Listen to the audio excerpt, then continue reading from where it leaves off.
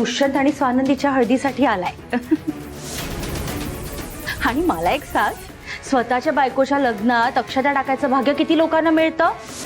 मणी नशीबवाने, त्याला हा चान्स मिळाला म्हणून. मी या लग्न हळदीसाठी नाही आलोय.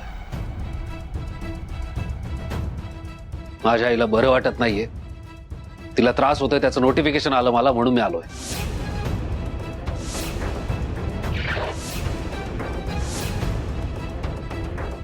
बाकी तुम्ही करा माझ्या.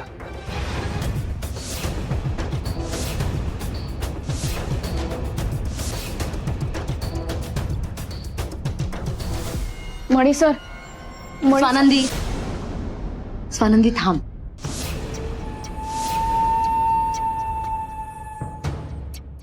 कुठे चाललीयस? मणी काय बोलला ऐकलं नाहीस तू?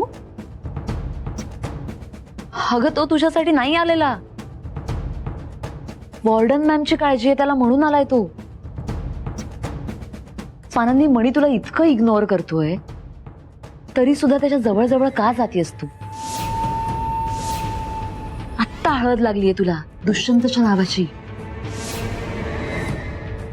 आणि तरी तुला मणीकडे जायचंय. तू आत्ता त्याच्याकडे जाणार, तो तुला काहीतरी बोलणार, तुला परत वाईट वाटणार. कशासाठी अगं? कशासाठी ही नाचानाच? तू कुठेही जायचं नाहीयेस. थांब इथे.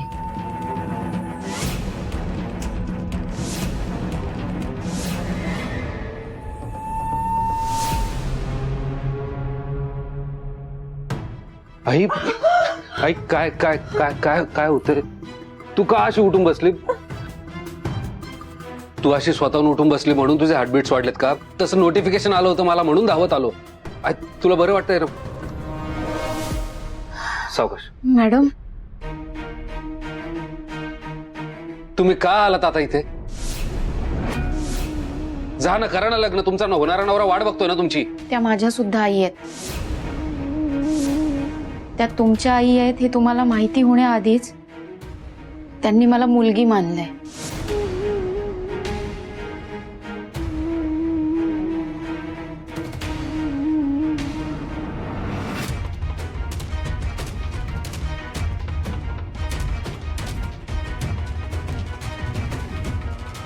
डॉक्टर आले होते रुटीन चेकअपसाठी.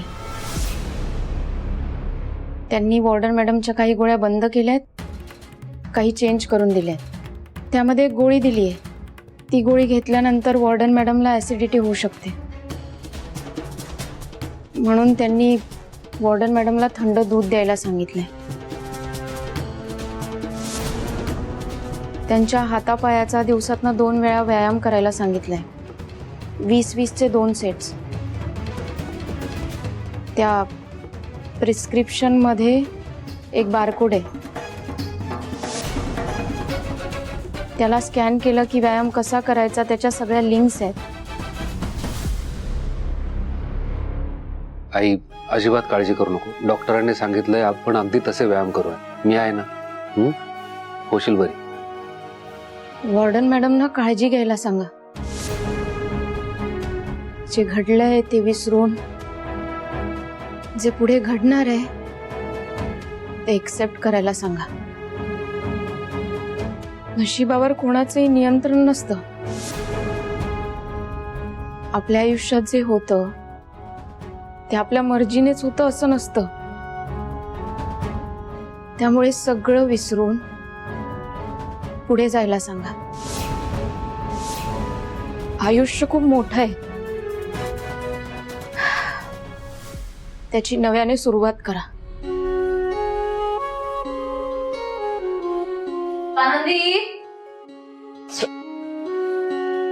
स्वानंदी, काय अगं 2 मिनिटात येते सांगून 15 मिनिटं काढलीयस. अगं असं हळदीच्या अंगाने फिरायचं नसतं घरभर. चल बरं आधी. ही हळद काढायची आहे, लग्नासाठी रेडी व्हायचंय, मुहूर्त टळून जाईल. चल लवकर. मी येते. येते बिते काही नाही, माझ्या बरोबर चल. आणि तुला माहितीये ना, दुष्यंतच्या समोर नसलीच की डिस्टर्ब होतो तो. त्याला कोण सांभाळणार आता? चल बाई लवकर चल. चल चल चल मणी, सांग तिला.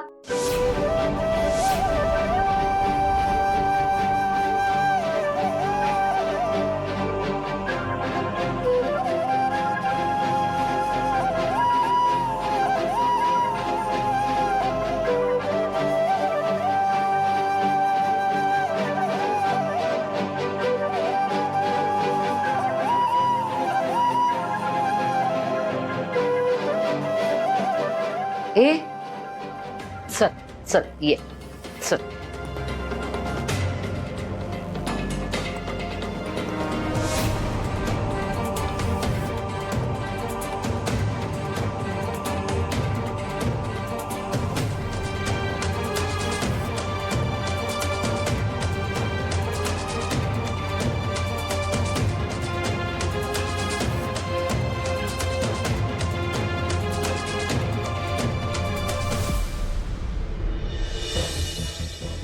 हे बघ स्वानंदी, मला माहिती आहे एका मुलीला कसं वाटत असेल घर सोडताना, पण तू काळजी करू नकोस. आपण वर्षातनं एकदा जेव्हा इंडियामध्ये येऊ ना, तू इथे ये या सगळ्यांना भेटायला. आणि मी तुला प्रॉमिस करतो, मी तुझ्यावर एवढं प्रेम करीन की इथल्या माणसांची, या घराची तुला अजिबात आठवण येणार नाही.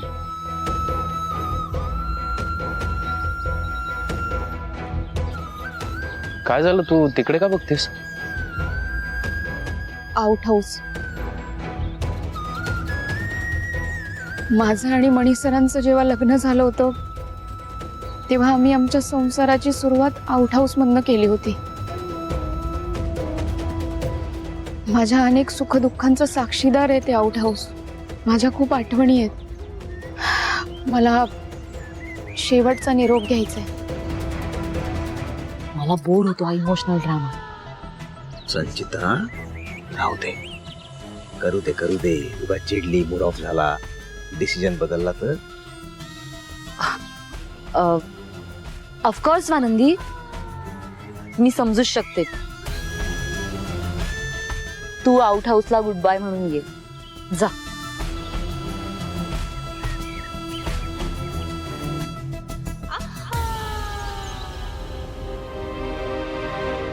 लवकर ये पण.